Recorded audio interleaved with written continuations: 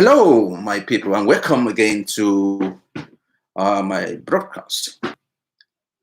Thank you very much for joining me wherever you are. And if you're going to be watching this after the live stream, we welcome your comments. And here, we welcome constructive criticism of whatever I say here. One thing that we are trying to promote here is to be able to have a civil conversation without being abusive towards each other, without being rude. What we consider as a democratic society is where everyone has their opinions and where everyone is able to criticize each other without being rude, without being abusive. So we welcome that. We welcome any comments or any criticism of whatever that I say here. So now I'm going to talk about the country, Nigeria, our country, where I come from. And I have to say, and I've said this before, that for we to experience changes in our country, we have to do things in a different way. Because definition of insanity is doing the same thing all over and over again and expect a different result. So let's remember, those who are holding political offices today were once youth. They were youth before.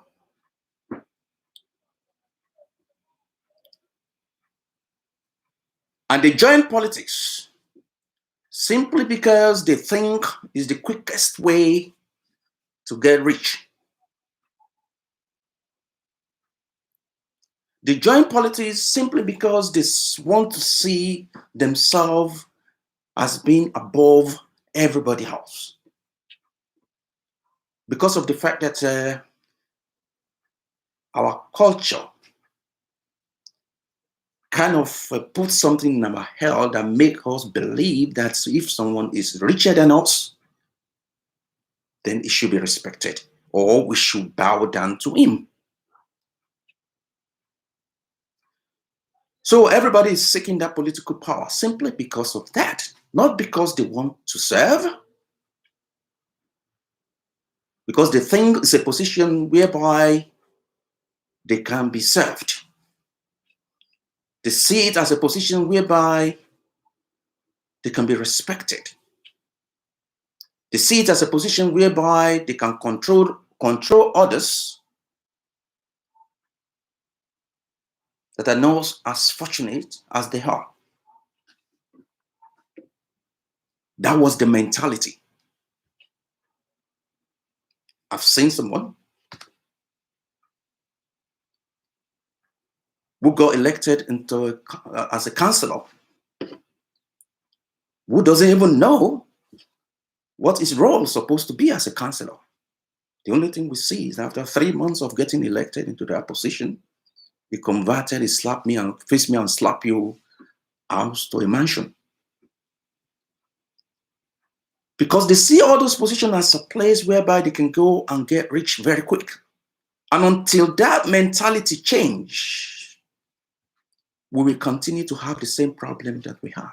So we have to do things differently. The political elite are at it again. They're coming for you.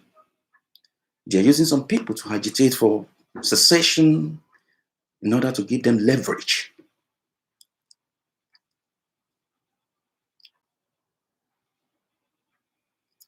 Until we change that mentality, and I've seen somebody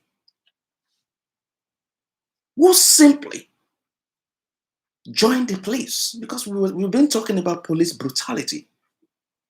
We will simply join the police simply because of the money he's going to be getting at the checkpoints.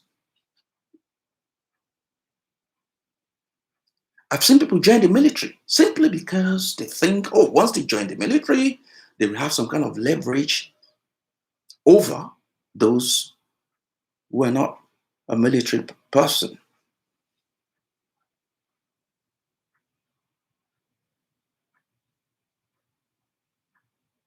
So these are the mentalities that we need to change. So if you are running for a political office, one need to realize it's a position whereby you serve the people. You answer questions. You just don't think that, oh, how can you question me? Who are you to question me? No. You are meant to be questioned. So how do we get that mentality into people's head? It all starts from home.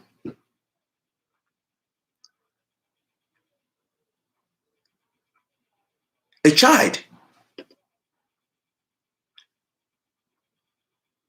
that grew up being beaten, being spanked, being caned by his parents, we grew up to think that slapping people, beating people up is okay. So if your children or your child experience, or if anything, everything that your kid sees every day in your home is you and your wife throwing things at each other, yelling at each other, beating each other up, you will grow up to be yelling. You will grow up to be beating, to be, to think that beating people is okay, shouting at people is okay. That's a fact of life.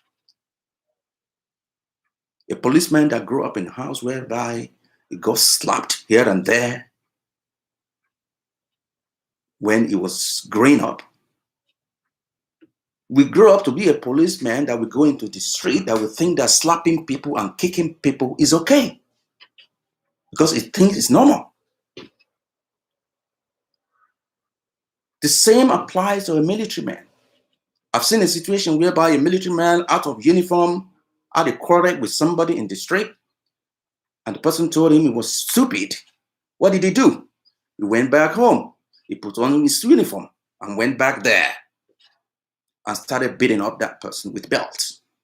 And they think it's okay because that was what he grew up with. And that was what the society allowed, because the society gave us the feeling that if you're a military man, you are a more superior citizen than another. The same way we see our politicians, the same way we see the police. So the police see that, they see themselves that way.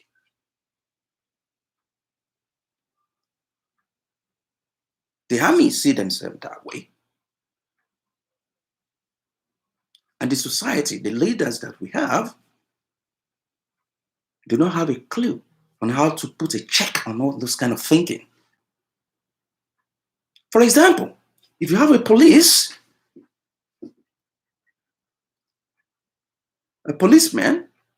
that thinks slapping people is okay, how about making it a law, illegal, to slap a fellow human being? And in the day whereby we have social media and people can record things, why not make it illegal? So any police officer start remembering them all the time that it is illegal to raise your hands against fellow citizens if you're not making arrest, if you're not, even if you're making arrest. Because now it's so difficult to go and report a policeman who slap you in the street to a DPO who also slap a sergeant anytime a sergeant have any issue with him. So it will be difficult for a common man to go to this police station and say you want to report a certain policeman to his DPO, whereby a DPO also sometimes do slaps his officers. So it's difficult. So why not have some kind of independent police monitoring committee that will go about, checking on what they do, and whereby public can report them and report their action, and whereby action can be taken against any policeman that do that, and not only sacking them, suing them to court because they've done something illegal. That's a simple way of doing things. So what does the future hold?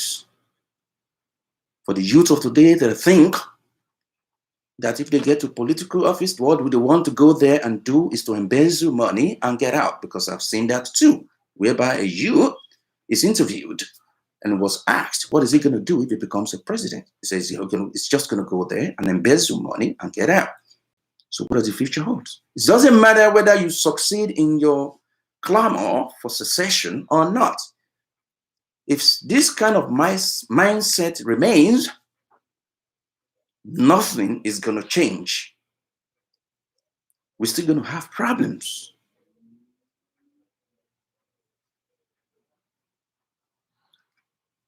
And it's a fact that it's also a fact that we've allowed tradition, religion to take over the way we think sometimes. We are a country whereby sometimes I think that we just get stuck in the past.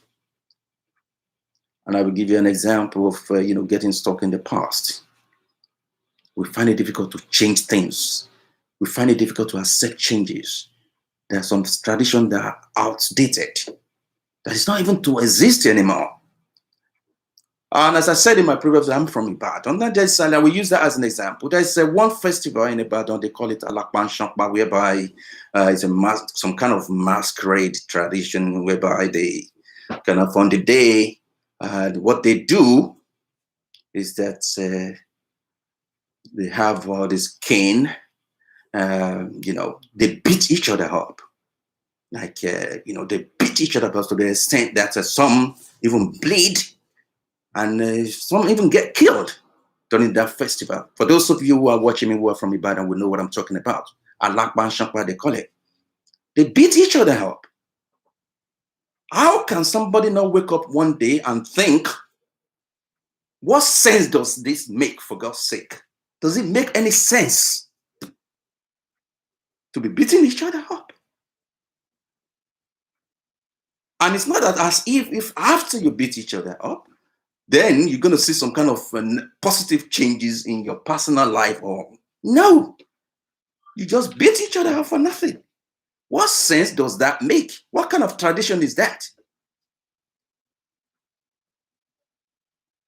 Why is it that it's so difficult for us to move away with some tradition that doesn't make sense anymore? Some people will criticize me for this. If you look at obas and traditional rulers, as they are today, and we ask, what is their contribution to the society? Apart from the fact that the politicians see them as people that they can use in order for them to use tradition, that same tradition, to enslave ordinary people. Oh, Babalo Soro, yeah, it's our father that is talking, we dare not talk. So they see then that the leverage that others have because of the mentality of our people before, because of our people believe in tradition, they think, well, when Oba speaks, you don't speak. When the king speak, you don't speak. Whatever the king says is final. So politicians, together with traditional rulers, together with religious leaders, they are like called. Because these are the three things that stop us from thinking. Politicians use them, traditional rulers, because when they say things, people that believe in traditional will say, oh, whatever the chief says, whatever the Oba says, is a final. So if you look at all those traditional rulers, they have enormous amount of wealth. Where do they get it from? They get it from politicians.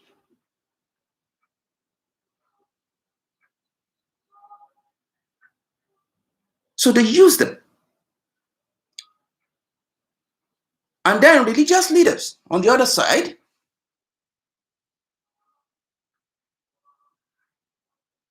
politicians use them. They preach because the fact that if people get rich or have a better economic situation, many people will not go to church to donate tithe. Many people will not go to mosque to ask for somebody to pray for them because everything is going on well.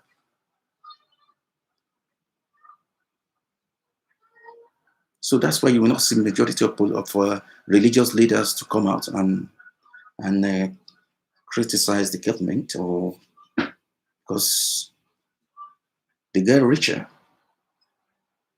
because of you getting poorer. And if you get richer, they get poorer. So they don't, religion, tradition have stopped us from thinking the right way. And they are at it again. And they are very powerful. They're coming for your vote again in 2023. And they've started laying down their groundwork now. They're raising people that can say, if you look at all those people agitating for Yoruba nation and like that, you have to ask them where they got their wealth from in the first place. They have worked with political elite before.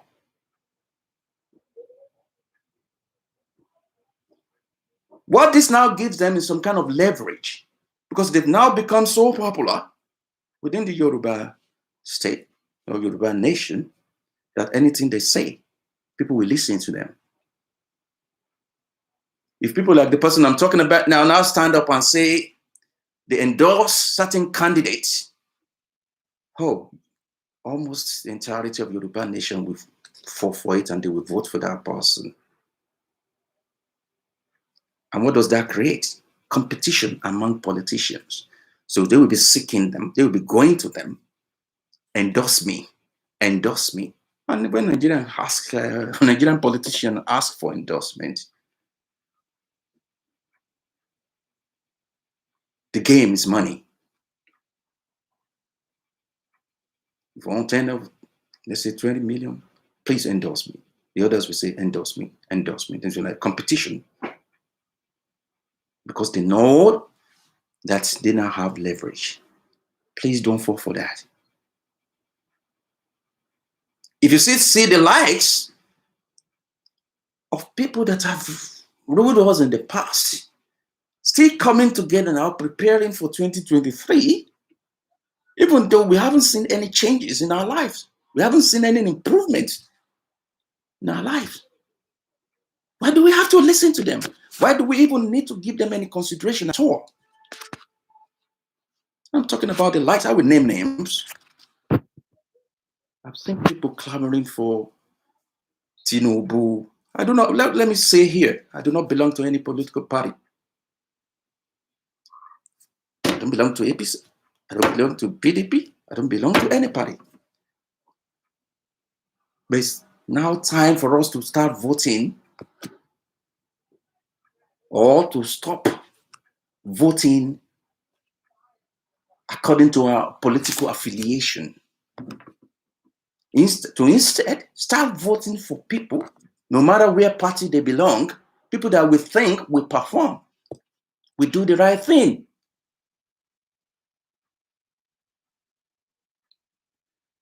How can we be talking about all these people again? They've been there for the past 20, 25, 30 years. They've been coming and going in military uniform, in civilian. They come again, and nothing has changed. And now they are getting ready again, and people are still clamoring for them. People are still, say, oh, yeah, the people we want. If you want any changes, you have to do things differently. You cannot continue to do the same thing and expect a different result. Nigerians, think. You may agree or disagree with me.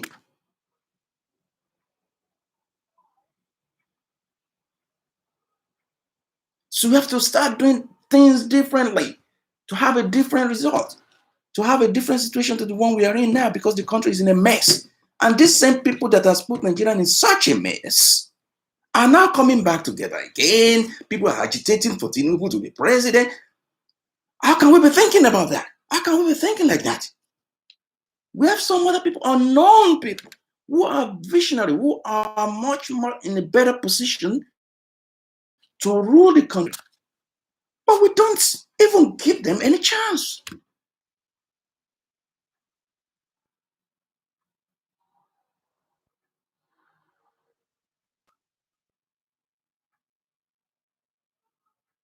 And they are very, very clever. They are very, very powerful people. All these people, they are very powerful. Traditional rulers are in their pocket. Religious leaders are in their pocket. But one good thing is, we are more than them. Ordinary people are more than them. This is how they do their work. Normally, I don't want my video to be more than 20 minutes, but this is very important, and I'm very, very passionate about this. So you bear with me. This is how it works. This political elite do not care about common man, because common man listen to certain set of people. Let's say, for instance, a politician might not come to you directly. Well, they don't see themselves like that. They will look for like a chief, a Baale in Yoruba nation, or a chief in some other villages, or some kind of leaders, YPC leaders or OPC leader or whatever they call themselves. These are the people they settle. They give them big money. And then they in turn talk to the district leader. So this is who we want to vote for. Not because of their manifesto or because of what they think they will do. It's because of the money they've been given. They say, okay, let's vote for these people. To tell them regional leaders. And the regional leaders now talk to the common man. Because they know we listen to them. They will talk to the Obas. Obas will say, yeah, this is somebody that will perform. Not because they think they will perform, but because they've been given some money.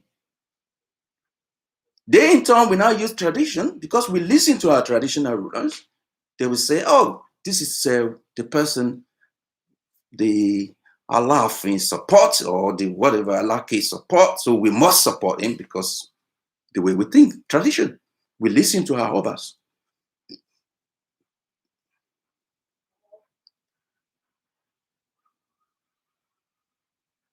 So they use all these people to get to us.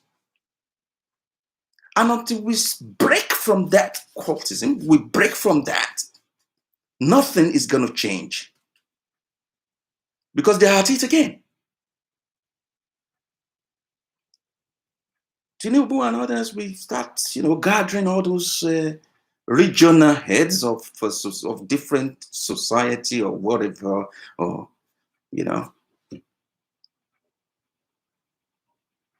that they know that if they talk to us, ordinary common man in the street, we will listen to them, and then we vote for them, and the same thing will go back the way it is. Many people will disagree with this. And say, oh, who else do we have in Yoruba land to have the presidency? Do your research. I will not name names. The future, better future of Nigeria is not in those people's hands. It's just going to be the same thing all over and all over again. We're not going to see any development if we continue to elect the same set of people and we expect them to now change to do different things. That is definition of insanity. Because nothing is going to change until we change the way we think. Until we stop saying, oh, this person is unknown. We've never heard of him. How can we vote for him? Oh, I'm APC. I have to vote for any APC candidate. Oh, I am PDP. Any candidate that the PDP float is who I'm going to vote for.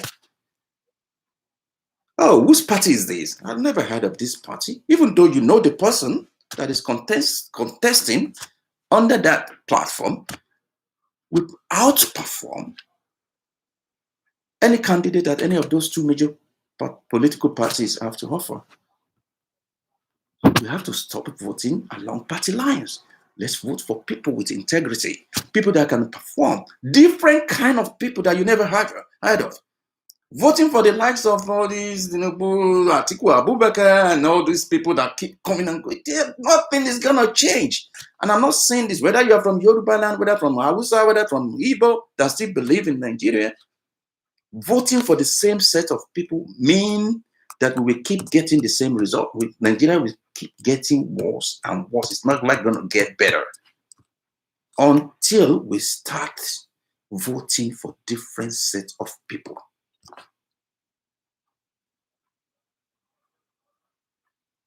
As it is, majority of, and it's normal that the majority of the people that will actually do things, that will make things better in Nigeria, we now have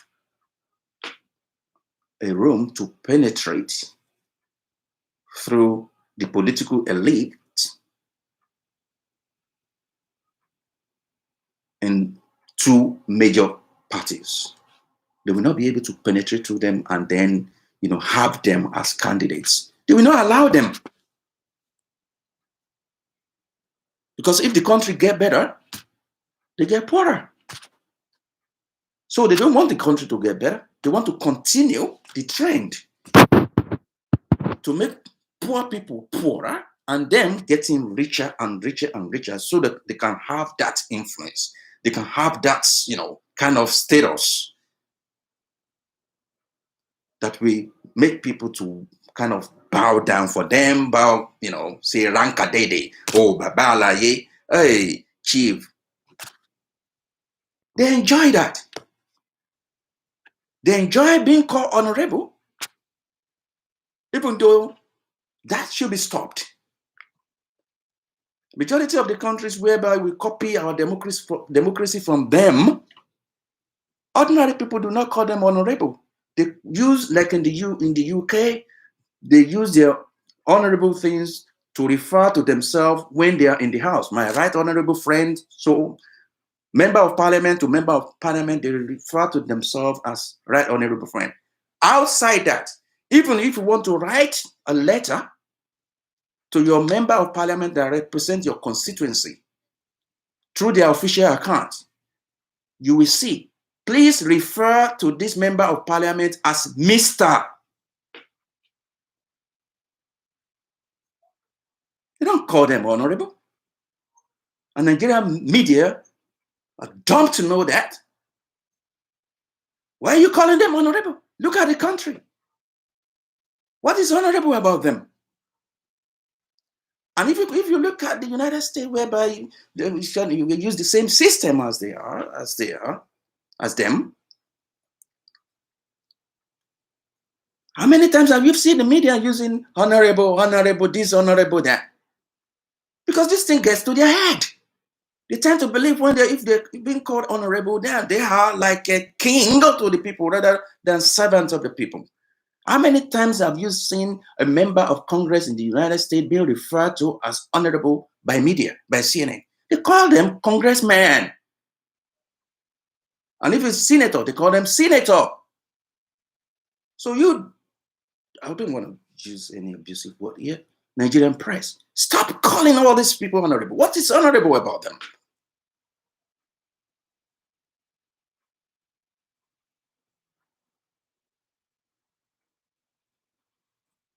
So we have to start doing things differently to see a different result. And until we start doing that, the country is never going to change. This country, we have potentials. We have people outside the political elite that can actually make the country better. Let's give them a chance. I don't have any candidate in mind. I don't support any candidate, but I believe there are many Nigerians that are much, much, much more capable than making the country better than all this political elite that keeps coming and going, recycling themselves all the time, using the same setup, using our people, using the people that we respect to get to us, people that we think they are actually leaders to get to us, chiefs, religious leaders, traditional rulers, that we think, we have to listen to them. They use them. to get to us. So let's stop doing things different way in order to achieve different results. Thank you.